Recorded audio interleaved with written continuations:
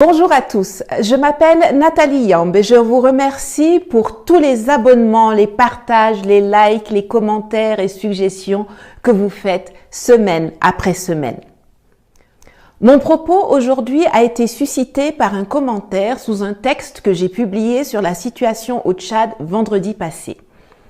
Il y a en effet quelqu'un qui m'a écrit sur ma page Facebook que j'avais tort d'appeler au respect de l'ordre constitutionnel car, je le cite, « le pays est en guerre et il faut donc laisser les militaires gérer ». Fin de citation. Comme si les militaires ne pouvaient pas se mettre au service du président par intérim prévu par la Constitution, à savoir le président de l'Assemblée nationale. J'ai failli répondre vertement à son auteur, mais je me suis rappelé à temps que les gens en Afrique francophone ont hélas été formatés pour produire ce genre de réflexion et de comportement penché. C'est pourquoi il est vital pour nous de revoir de fond en comble notre système scolaire. Je vais vous expliquer pourquoi sous l'œil bienveillant de Madame Rosa Parks. Le système scolaire francophone ne nous apprend pas à travailler ensemble. L'individualisation est mise en exergue là où il faudrait nous former au travail en équipe. Ce n'est donc pas surprenant si, plus tard, on se retrouve avec une masse de personnes qui ne savent pas que notre seule issue en tant qu'Africains, pour être compétitifs dans un monde globalisé, est l'intégration, la mise en commun de nos atouts et de nos savoir-faire, plutôt que de rester chacun pour soi dans son micro-coin. Dans le système anglophone, dès la petite école, on apprend à travailler sur des projets, on crée des clubs et des associations, on pratique le team building, on est pour la fortune commune, le Commonwealth. Le système scolaire francophone ne nous apprend pas non plus à défendre une idée ou à débattre. On nous apprend à répéter ce que d'autres ont dit. Les mieux notés sont ceux qui ont la faculté de réciter par cœur leurs leçons. L'interprétation, l'adaptation, l'élargissement des connaissances ne sont pas les bienvenus. Le système anglophone ou anglo-saxon met, lui, l'accent sur le développement personnel. La créativité ainsi que le processus sont autant, sinon plus valorisés que le résultat final. Dans le système francophone, c'est quand tu répètes fidèlement ce que le prof a dit que tu es en haut. Dans le système anglophone, quand tu fais ça, on te donne à peine la moyenne. C'est quand tu fais tes propres propositions, quand tu apportes tes idées, quand tu enrichis le sujet avec le fruit de tes recherches que tu as faites sur Internet ou dans des livres. C'est là qu'on te donne des notes excellentes. Le système francophone nous enseigne que pour avancer, on a besoin de tuteurs, quelqu'un qui va vous prendre par la main, dont vous êtes dépendant. Ailleurs, on privilégie les mentors, avec qui s'établit une relation de confiance, sans hiérarchie ni contrepartie financière, afin que les deux échangent librement sur leurs idées et leurs visions.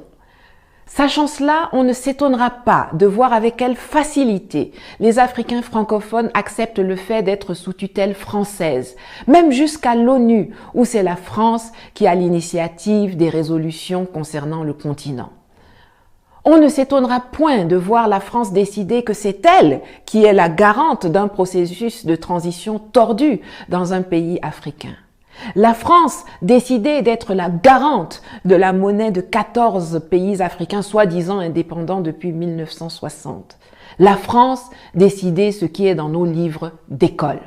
Le système scolaire francophone ne nous apprend bien évidemment pas à être des leaders.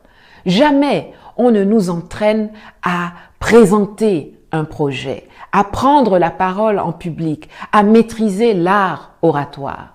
Et si dans ta famille, on ne t'a pas appris à te responsabiliser, ce n'est pas à l'école que tu seras formé à cela. Jusqu'au plus haut niveau de l'administration centrale, les effets de ce travers se font ressentir. Pour que quelqu'un puisse faire son travail, il attend des instructions. C'est comme ça que nos chefs d'État restent figés en attendant les ordres ou l'accord de Paris avant d'agir ou de décréter.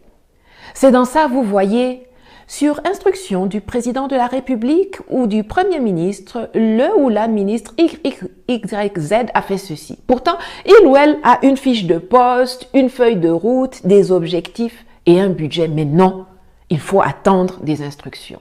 Tu es déjà dans une société, dans un secteur donné, mais tous les jours, c'est toi qui attends les instructions. Tous ont peur de gérer, peur de prendre leurs responsabilités, peur de rendre compte. Le système francophone produit des suiveurs, des petits soldats, des gens dociles, des obéissants, des ventriloques. Il y a une façon de nous former qui fait que quand on sort de l'école, on ne devient non pas un homme au sens grand, plein et noble du terme, mais plutôt un assisté sur le plan intellectuel, social, financier, économique et politique. Le mal est profond. Comment peut-on se développer dans ces conditions? Alors oui, il y a la nécessité de se réapproprier notre histoire. Oui, il faut qu'on apprenne qu'avant Thémis, il y avait Maat, la divinité égyptienne de la justice et de la vérité. Avant La Fontaine, il y avait Ésope. Et que De Gaulle, Leclerc ou Napoléon ne sont les héros de personne en Afrique, contrairement à Thomas Sankara, Jerry Rawlings, Patrice Emery Lumumba, Ruben Umniobe, Aline Sitoé Diatta, Anna Zinga, Winnie Mandela, Dedan Kimati, etc. Je vous recommande d'ailleurs la lecture du magnifique ouvrage de Karine Silla, Aline et les hommes de guerre, qui vous fera découvrir ou redécouvrir cette incroyable figure de la résistance sénégalaise, héroïne martyre de la lutte anticoloniale et méconnue dans le reste du continent, qu'est Aline Sitoé Diatta, et je vous mets le lien en commentaire. Alors oui, il faut que nous redéfinissions ce que nous appelons école en Afrique, pour que plus jamais des apatames et des paillotes qui s'enflamment pour un oui ou pour un non transforment nos enfants en torches, les faisant mourir atrocement pendant qu'ils sont en classe, si on ose décrire ces lieux ainsi, comme cela a été le cas pour 20 petits anges à Niamey il y a 2 semaines. Mais il faut surtout qu'on mette en place des programmes scolaires qui remplacent le dogme par le débat. Des programmes qui nous apprennent à nous défendre dans la société et à défendre la société dans laquelle nous vivons. Des programmes qui nous fassent passer du statut de population à celui de citoyen, de l'état d'Africain à celui d'humain. Dans le système actuel, les gens comme moi, qui posent des questions, qui disent non, qui ont une autre vision, qui ne se soumettent pas devant l'autorité, surtout quand elle est mal incarnée, sont à combattre, dénigrer et à éliminer. Et pourtant, il faudra bien un jour que les gens comme moi deviennent la majorité pour qu'enfin l'Afrique francophone se libère de ses chaînes mentales, monétaires, économiques, culturelles, spirituelles et politiques. L'école instruit, mais les parents, la famille et la société éduquent. À côté du système scolaire, c'est aussi le système éducatif que nous devons revoir. L'éducation des enfants est primordiale. Si vous êtes parents, je vous en conjure, occupez-vous de l'occupation de vos enfants. Apprenez-leur à être curieux, à utiliser Internet pour se développer, étendre leur savoir. Encouragez-les à discuter, à débattre avec vous, avec d'autres. Apprenez-leur à être décomplexés, sûrs d'eux, pétillants. Félicitez-les quand ils essaient quelque chose de nouveau, même si cela ne réussit pas du premier coup. Formez-vous vous-même pour pouvoir former mieux vos enfants, leur donner ce que vous n'avez pas pu avoir. Si vous le pouvez, mettez vos enfants dans un système anglo-saxon. Et si jamais vous n'avez pas les moyens de le faire, ayez recours aux possibilités de formation complémentaires gratuites qu'offre le monde moderne. Parlez-leur vos dialectes à la maison, mais veillez à ce qu'ils apprennent l'anglais, l'espagnol, le chinois ou l'allemand à l'école. Ça leur donnera des racines, tout en les dotant des ailes qui leur permettront de se déployer dans le monde. Quand vous voyez vos enfants s'intéresser à la nouvelle économie, aux crypto-monnaies, à l'intelligence artificielle, encouragez-les au lieu de les décourager ou de les moquer.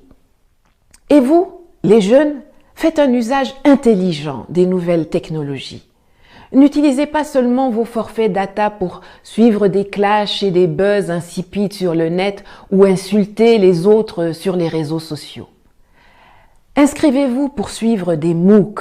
MOOC, ça signifie Massive Open Online Courses, c'est-à-dire des cours en ligne ouverts à tous et le plus souvent gratuits. Téléchargez la constitution de votre pays et lisez-la, apprenez-la, discutez-en avec vos parents, avec vos amis. Quand quelqu'un dit quelque chose, ne soyez pas paresseux. Le temps que vous prenez pour écrire « Quelle est ta source ?» ou bien « Insipide, ça veut dire quoi ?» C'est le temps que vous auriez pu prendre pour googler et chercher vous-même la source, les définitions et les informations complémentaires. Vous savez tous chanter les hits de Burna Boy, Rihanna, Bruno Mars. Ne vous contentez pas de répéter les paroles sans savoir ce qu'elles signifient. Cherchez la traduction en ligne, comme ça vous apprendrez l'anglais sans même vous rendre compte.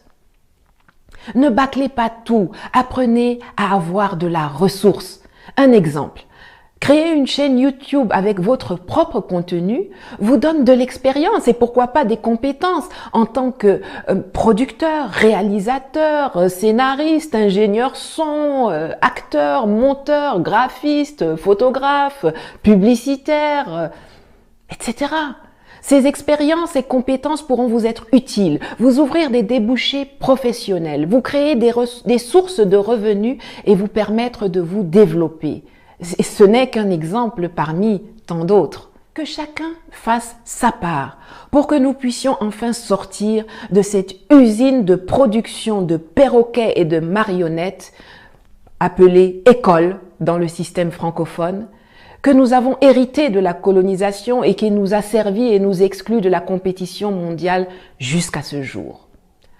En attendant que nous portions à la tête de nos États des gens qui vont investir massivement dans le développement du capital humain, car notre seule vraie richesse, c'est le talent, l'intelligence, la formation, la mentalité, les principes et les valeurs des hommes et des femmes qui constituent notre société. Commençons déjà nous-mêmes à sortir du gouffre en s'instruisant, en éduquant correctement, en construisant notre esprit critique, en élargissant nos compétences et notre horizon. Libérons-nous. Let's go. À bientôt.